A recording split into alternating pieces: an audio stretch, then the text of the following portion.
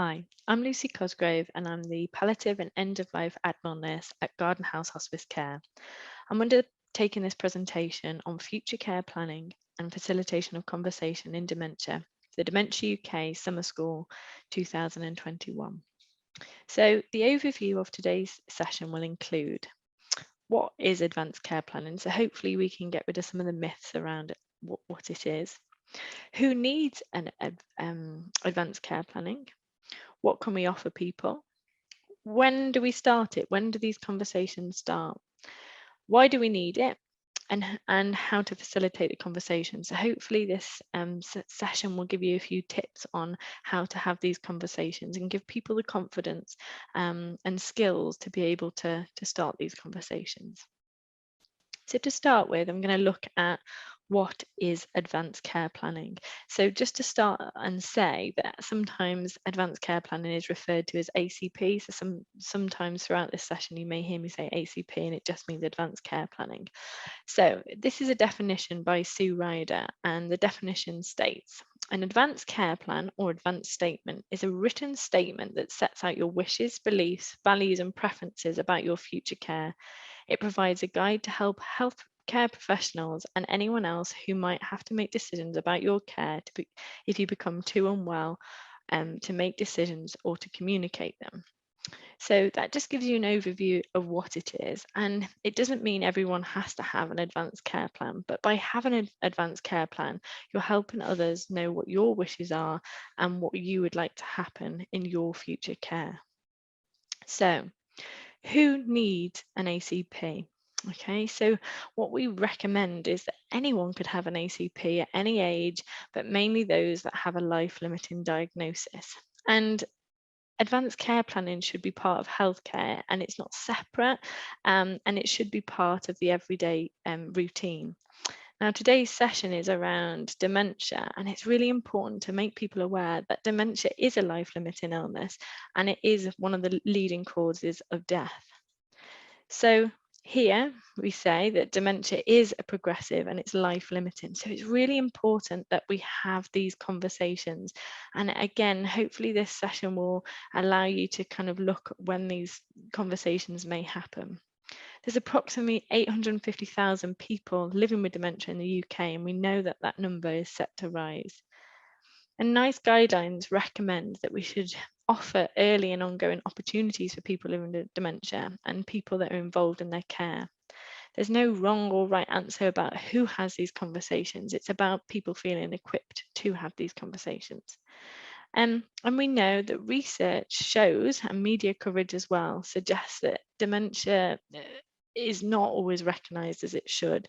And people living with dementia may not receive the end of life care that they should. So it's really about changing that and supporting people to feel empowered to undertake this. So this is a statement that came out during the beginning of at the beginning of the pandemic, and it says that advanced care planning should be taking place with people that are frail and with serious medical conditions, and it is vitally important. And obviously, we want to try and reach people and have kind of these advanced care plan sessions or conversations when people have capacity, because it's much easier when someone has capacity, they can share with their loved ones, with health professionals, exactly what they want.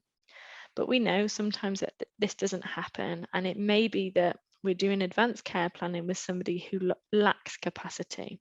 And I think the important thing to stress is that we ensure that best interest kind of meetings or conversations are happening, and we're following that guidance to indicate that we're listening to what the person may have wanted previously. So when they had capacity, what was it that they voiced to people? What is it that they would want? And it's really important that that is done under kind of the Mental Capacity Act, and making sure that we are doing the kind of least restrictive option for that person, and making sure that their end of life and advanced care plan wishes are undertaken. And the big thing here is really just indicating this was a joint statement, but you can see here that the different organisations, but really it was to indicate as well that it shouldn't be like a blanket policy. It shouldn't be for one document that fits all, because it's not like that. But it's really important that we look at like individualised care and ensure that we're looking at the person themselves and really what they want and what their wishes are. So what should we consider? So this slide indicates that advanced care planning is really the umbrella term used for making a plan. And there's lots of different documents that can be used. So there's informal documents. So the first one here is around advanced statements. So some of you may have heard advanced statements being used, and they can be in lots of different lots of different forms or lots of different processes. So some of you, for people with dementia, may have heard of the This Is Me or the All About Me. There's different journals, life story. It can be any sort of document that is used to share with people what that person really wants, what their likes, their dislikes are, what their preferences are, and really ensuring that health professionals and family are meeting the needs for that person. So there's also preferred priorities of care, and sometimes you see and hear this more in the kind of end of life in the end of life processes, but this can happen again at any point in time. So preferred priorities of care indicate where would the person like to be looked after at the end of life, where would the person like to die at end of life. So it's really about having those conversations. And what you may find is people may tell you these things during kind of an assessment, and we'll talk a little bit about that later on, but it's really important that we start to think about that. What is it that people want? Because we don't always have these conversations. Then we have the do not attempt resuscitation form, and this will change depending on what area you're in within the UK. Some forms are different colours, so I know the ones here are red. I know in Cheshire they're lilac, and so they're different forms, but it's indicating the same thing, that the person is choosing not to be resuscitated. And sometimes, again, there's lots of training around this about what that means, and it really does mean when the heart stops, whether you want to be resuscitated or not. And it's about having those conversations and making it clear. And I think one of the things that I've learned is that we have to really outline these things and make sure that people understand exactly what that is, because we all throw around, oh, do not attempt resuscitation, but does the person actually realize that it means that the heart has stopped beating, and actually it means that somebody will be performing CPR on their chest, etc. And I think it's about having clear conversations and not assuming that people know what that is. Then we have the more formal documents and the legal binding documents. So some of you may have heard of lasting power of attorney. Now, this document comes in two forms, and again, people aren't always aware that there's two parts to the lasting power of attorney. So you have lasting power of attorney for finance and lasting power of attorney for health and welfare. And this means that when somebody has capacity, that they choose who their allocated person is to manage these things, either together or separately. So having a lasting power of attorney for finance. So when that person lacks capacity and is not able to manage their finances, that other person that they've allocated steps in. And this is a legally binding form, and it needs to be done through solicitors, etc. And it only comes into power when the person lacks capacity. But it's really great to have these conversations beforehand so that these decisions are made when somebody has capacity. And it's the same with advanced decisions to refuse treatment. So again, this is a legally binding document that needs to be discussed with professionals to start with, and around kind of informed decision making. And it really needs to be kind of validated and ensured that the person understands exactly what these advanced decisions are. And I think it's really important to to make people aware that people can change their mind. So actually, if they put a plan in place that maybe because of a new diagnosis or changes in their care, people may need to change this. So it is about making sure that these documents are reviewed when needed as well, and people are able to make those decisions to refuse treatment, but again it can be really difficult. So that's why these conversations need to happen, and they need to be done in the right form. So you can see here there's lots of different ways of undertaking advanced care planning, and there's no kind of set way that it needs to take place. Some people might like to have everything absolutely organized, having all of these things in place. Other people may not actually know what they want, so it's more difficult for them. And it's just about providing people with that information, making sure that they're aware of that, because often when I go to people's houses, they've not heard of lasting power of attorney, or they're not sure how to do it. So it's about, as health professionals, familiarizing ourselves with this and what advanced care planning is, so we can support others. And my next slide indicates that it can be quite confusing for people, us as professionals and those that are on the receiving end. And there is lots of documents, there's lots of different practices. So my advice to you as health professionals would be to really try to familiarise yourself with the documents in your area, and look at kind of how they're laid out, look at the questions that are used, so you're familiar about what is used in your area. So when people ask, or you're undertaking it yourself, you're clear. And remember that it means that when you're having these conversations, things need to be documented, it needs to be clear, and people need to be aware that that's taken place as well, so indicating where is this information being held. So it can be confusing, it can be overwhelming, but actually it's about those conversations happening, the importance of it being documented, and allowing people to know where that information is. So sometimes we come across a few barriers when it comes to advanced care planning. And a study was undertaken in 2019, and it used these two statements. So sometimes we're waiting for the health professional to initiate the discussion by the patient. And the other statement is waiting for the patient to initiate a discussion by the health professional. And that's really true, is actually sometimes we're, again, not sure who should be undertaking these conversations.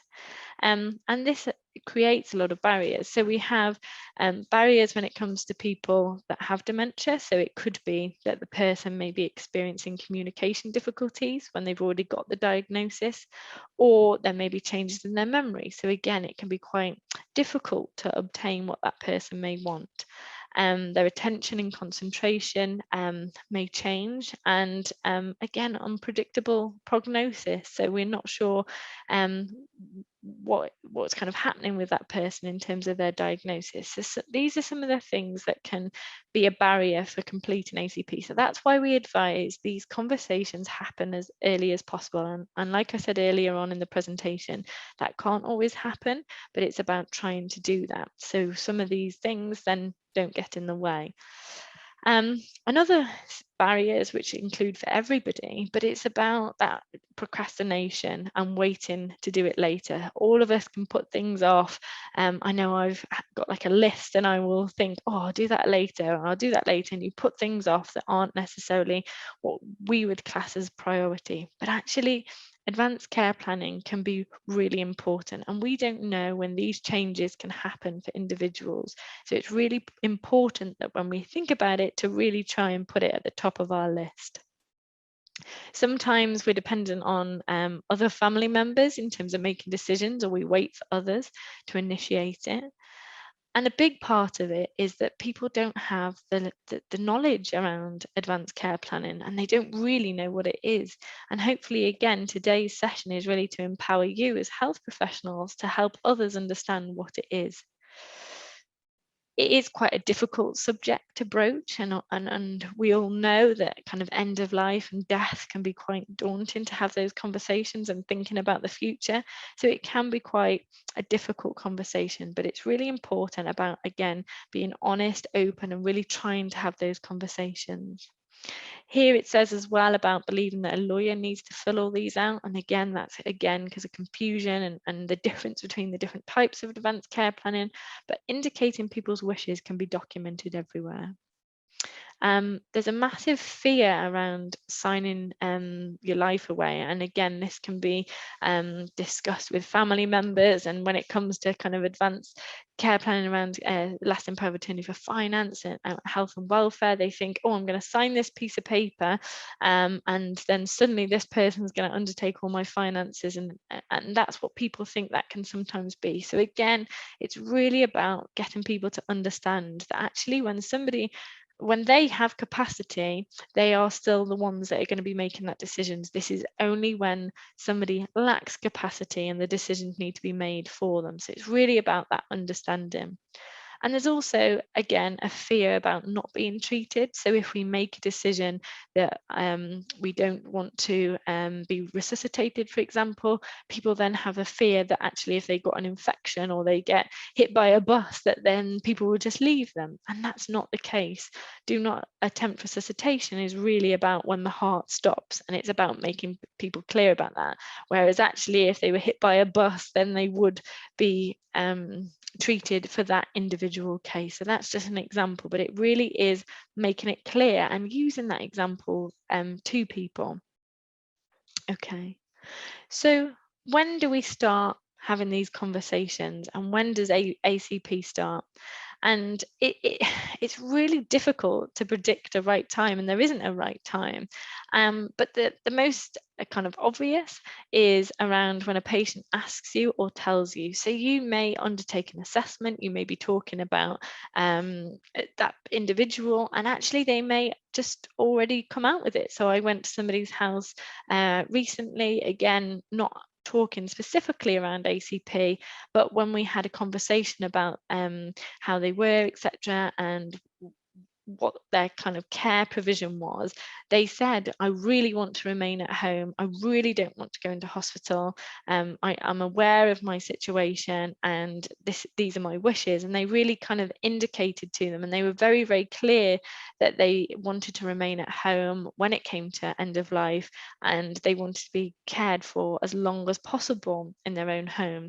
And we were very aware that things can change and kind of due to kind of not being able to provide the right care, but they were very aware of that and said, like, I want to try everything as much as possible to remain at home. So actually sometimes these conversations may be happening, and it's about actually making sure that these are documented so other people can see. So that's the most obvious. Then it may be that we start ACP after kind of multiple hospital admissions. The condition could be deteriorating, or there could be a crisis, and unfortunately, this is sometimes when these conversations need to happen if they haven't already happened before. General frailty and multiple comorbidities, again, when we're seeing people with this and we're recognizing that there's lots of things going on for this person, it's really good opportunity then to kind of broach these conversations. Here we also put like a life changing event, and sometimes when I've seen other people that have passed away for this individual, and actually that can sometimes be a good starting point as well when they've had a loved one passed away, that actually start to think about themselves and about, okay, when this person passed away, we didn't know what their wishes were, but when I died, this is what I want to happen. And it's really important to say as well, we don't have to have exactly all the information possible. It's about what that person wants to share and wants to give, and about what their wishes are. Because like I said, some people may know more information than others. Again, a new diagnosis of a life-limiting condition such as dementia. So when somebody is newly diagnosed, it is an opportunity where these conversations can happen. We don't want to overwhelm the person, so they've just received their new diagnosis of dementia. We don't want to then say, okay, so what do you want to happen when you die?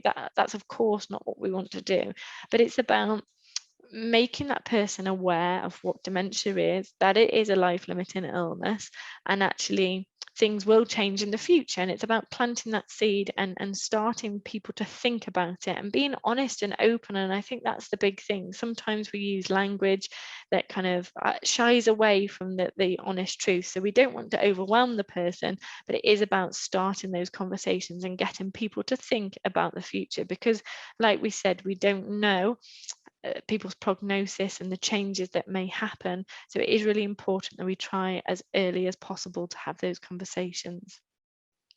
And then it's also important to think about when somebody is at the advanced in the advanced stages, or the last year of life. So we have the gold standard framework, so the GSF, so the gold standard framework and prognosis indicator asks a surprise question. So the question is this person approaching end of life? Would you be surprised if they died within the next 12 months?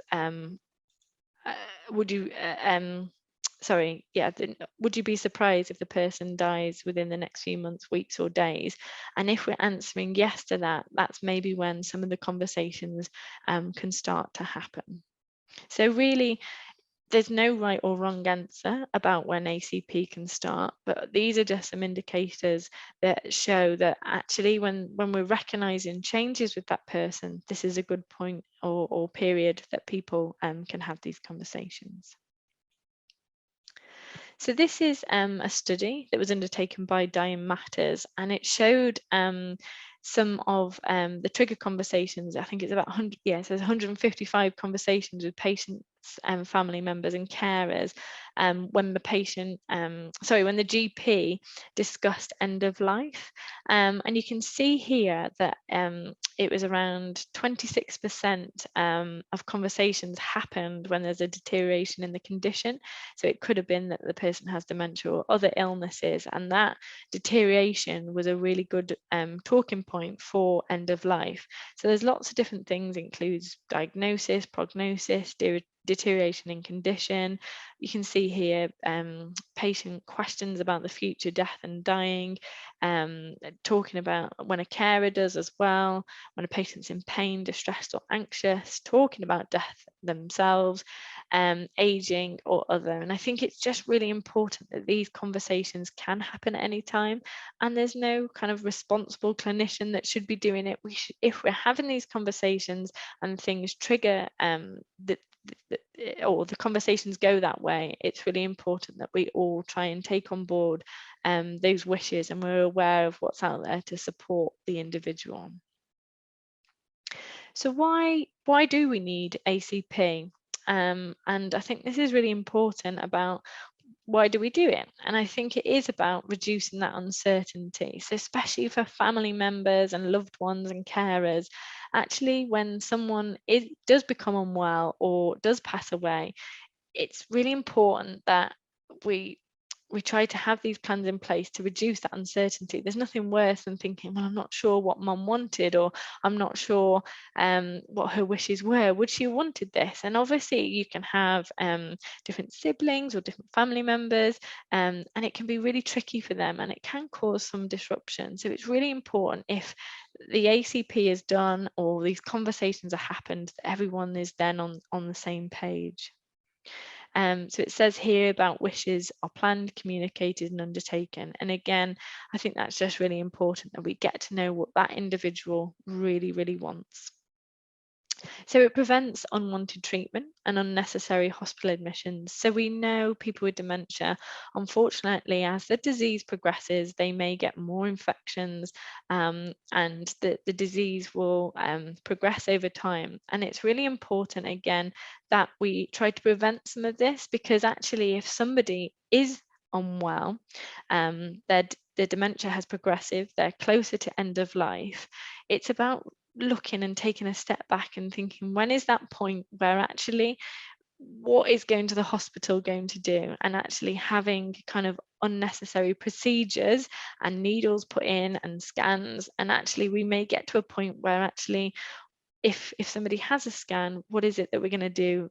Are we actually going to give them any more treatment, because actually from the information that we're given, it may not be appropriate. And I think when we get to that point, if somebody's got an advanced care plan in place, we're preventing that person from leaving their house, going in an ambulance, going up to the hospital, sitting on a hospital bed and waiting to go onto a ward, being in a familiar environment. And actually it's looking at that appropriateness. And obviously there is a stage where that may need to happen, but we may get to the stage at end of life where actually we prevent that person from going to hospital. We try and do as best as we can in the home environment or a care home setting, and actually they still receive the treatment that's required, but actually in their own in a setting that's more appropriate for them.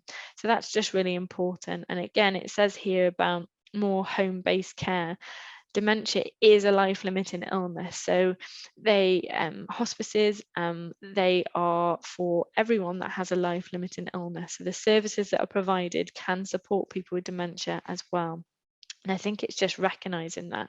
So having specialists come into the home, whether it's district nurses, whether it's hospice at home, whether it's specialist palliative care nurses, whether it's admiral nurses, this is the thing that is really important, that we try to have this advanced care plan in place. So if somebody wants to remain at home, they also get the support that is required. So in summary, and we talked about the GSF, so the gold standard framework, they did a 5 steps to advanced care planning. So the first one is think. So think about the future. So that's the person thinking about the future, but also professionals prompting others to really think about what the future is going to hold. What is think about what that person wants and their wishes. So talking with family and friends and health professionals about really what is required. And this may need a little bit more support. So it may need communication aids. The person may have communication difficulties, so it may be a lot of times needed. It may be that they need visual prompts and things to really support them. So it is about talking about it, but also allowing that person to communicate their needs. And this is where, again, it may be that a lasting power of attorney is allocated if somebody does lack capacity. Important is recording. So again, if people are making these, sharing their views and wishes, actually it's really important that it's recorded, so people know those wishes and actually they know where it's being held. Discussing, again, it's very much about discussing with everyone so everyone's on the same page. So it's okay, obviously, if someone makes an advanced care plan, but actually it's about the family and people being aware of that as well, and the health professionals, and they all really do link in and sharing that information. And I think, like I said earlier on, it's really important to remember that actually when you write something or the individual expresses their views, that they can change their mind. It's not set in stone and it can be reviewed. So that's really important. So they are the 5 steps in terms of advanced care planning: to think, talk, record, discuss and share.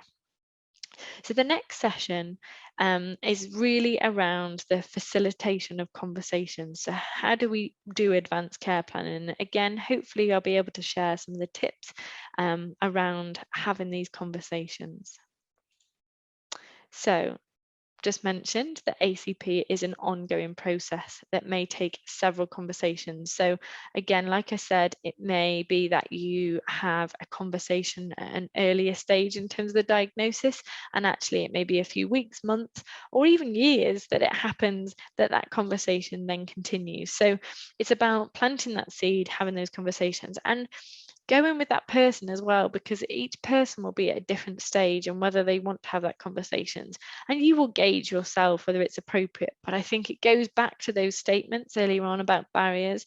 Don't always wait for the other person to have those conversations. It's about asking them if it's okay to have that conversation and explaining and really informing the person. And these are the sorts of things, like we said, is making sure that we take into account for this person. So the history, what is it about the history, who they are, what did they used to do? social circumstances, who it is that's around them, what do they like to do, who's the family member, have they got grandchildren. It's really important having this information included as well, because we get to know the individual.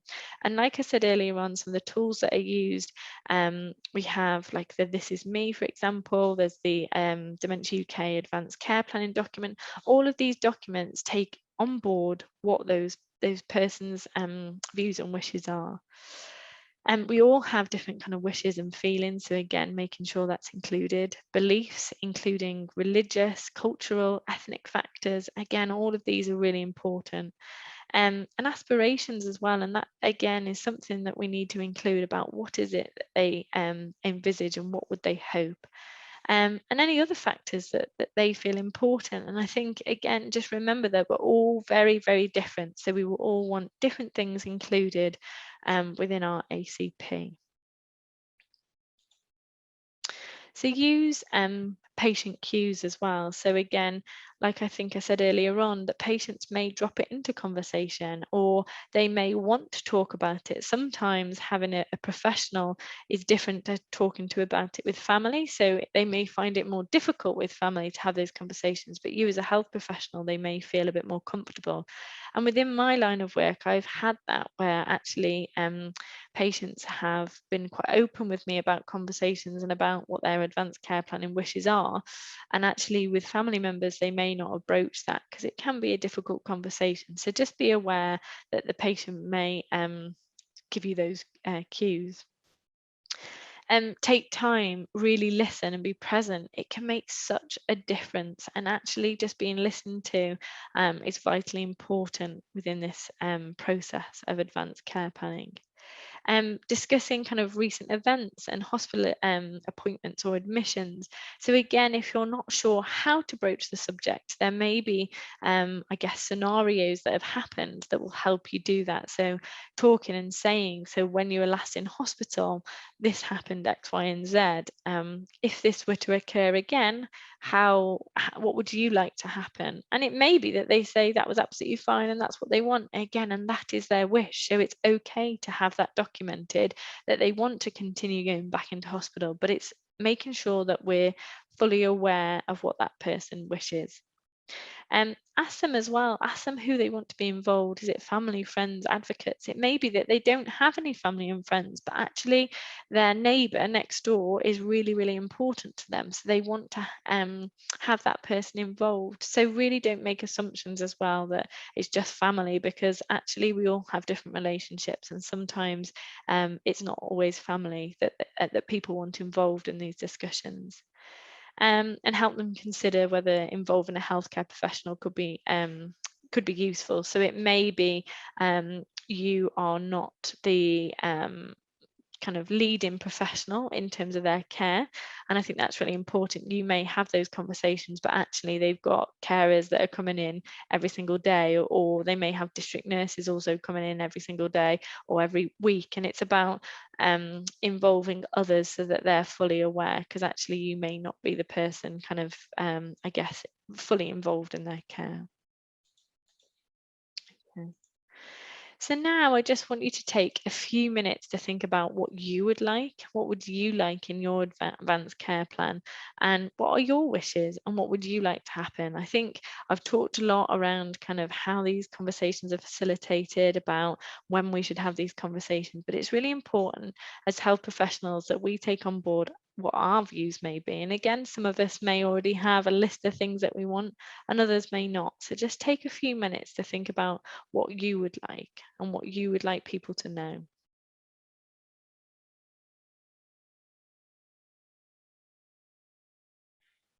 And while you're thinking about that, I just wanted to kind of broach as well. So Catherine Mannix talks about the link between end of life and birth. And I think this is a really a nice way kind of explaining it, is that she describes end of life as midwifery dying. And I think this is really important. When people give birth, we talk about what we would like to happen, who we want there, we talk about our fears. And actually, sometimes when we give birth, they are not always the things that happen. And we know that actually that it doesn't always go to plan. But we've had those discussions, people are aware of what our wishes were, and people are also aware of our fears. And I think it is about kind of preparing for the worst, but hoping for the best. And that's sometimes a really nice way to kind of think about it, is that when somebody's born, we do a lot of planning, but sometimes when people die, we don't. And if we think about them very similarly, it can really help. So having those discussions can be really useful. So to end the session today, I'm just going to show a video to you. And this is a Dying Matters video to kind of give you an overview of what we've talked about today.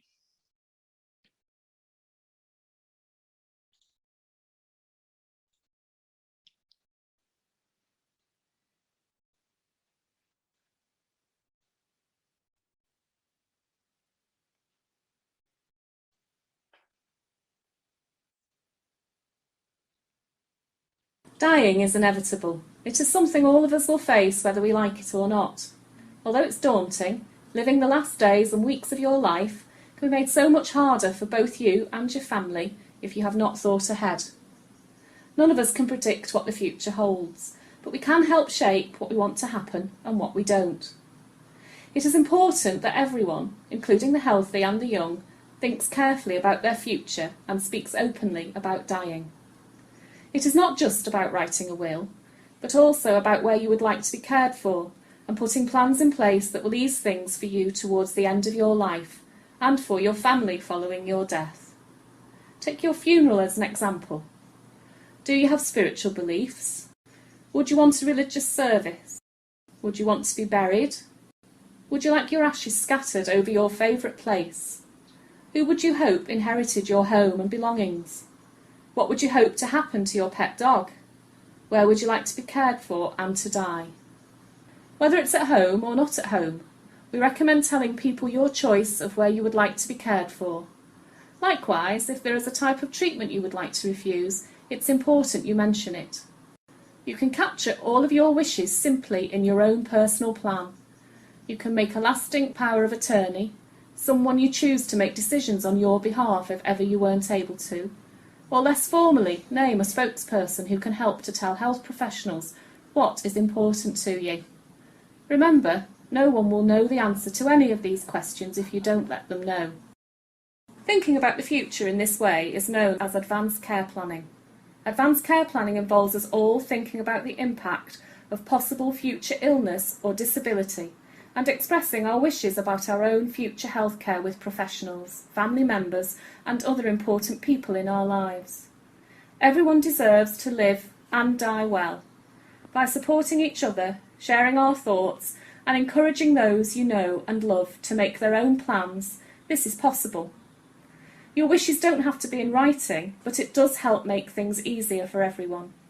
To plan for the future and talk about dying, please visit www.dyingmatters.org or ask any healthcare professional for an advanced care planning pack.